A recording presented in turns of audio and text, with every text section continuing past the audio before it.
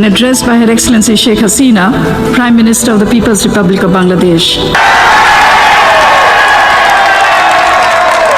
একটা বিশাল সুসংবাদ, breaking news. সেটি হচ্ছে আপনার 16ই ডিসেম্বরের আগেই ফিরছে আওয়ামী লীগ, ফিরছে বাংলাদেশের বৈধ প্রধানমন্ত্রী Sheikh Hasina.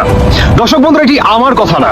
With one phone call, you can, no, I'm saying with one phone call you can make a difference. Sheikh হাসিনার বোনের মেয়ে টিউলিপ সিদ্দিক অবশেষে শেখ হাসিনার মিথ্যা রায় বাতিল করলো।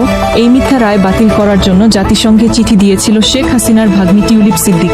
অবশেষে সেই চিঠির উত্তরে হাসিনা রায় বাতিল করা হয়েছে বলে জানিয়েছে আন্তর্জাতিক কূটনীতিক মহলের নেতারা। রায় বাতিল করা হলো চিঠিতে জানিয়েছে জাতিসংঘের মহাসচিব অ্যান্তোনিও গুতেরেস। জাতিসংঘের সেই চিঠিতে টিউলিপ সিদ্দিক উল্লেখ করেছিল, ডক্টর ইউনুস অনির্বাচিত সরকার তার পোষা আইনজীবী দিয়ে এই মিথ্যা রায় সম্পন্ন করেছে এবং শেখ হাসিনার পক্ষে আইনজীবী তিনি ঘুষ খেয়েছেন বলে জানিয়েছেন টিউলিপ সিদ্দিক। তো চলুন দর্শক দেখে আসি বিস্তারিত।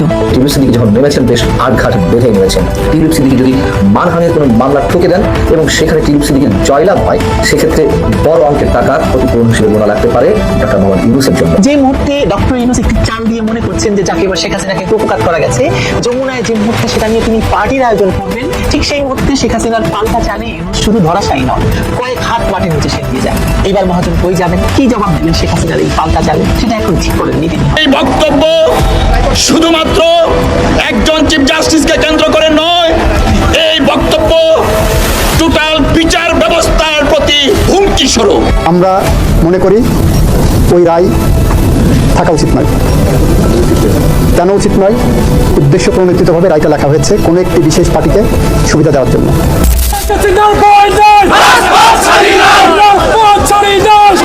বিগত 16 বছরে যাই করছে, ফেসিস করুক আর যাই করুক, দেশটা কত সুন্দর বানাইছে, মানুষ শান্তিতে ছিল। এখন কি অবস্থা হইল? কারণ আওয়ামী লীগের আমরা ভালো ছিলাম, কিন্তু আর কথা বলতে গেলে কইবেন দর্শক আমি ভালো না।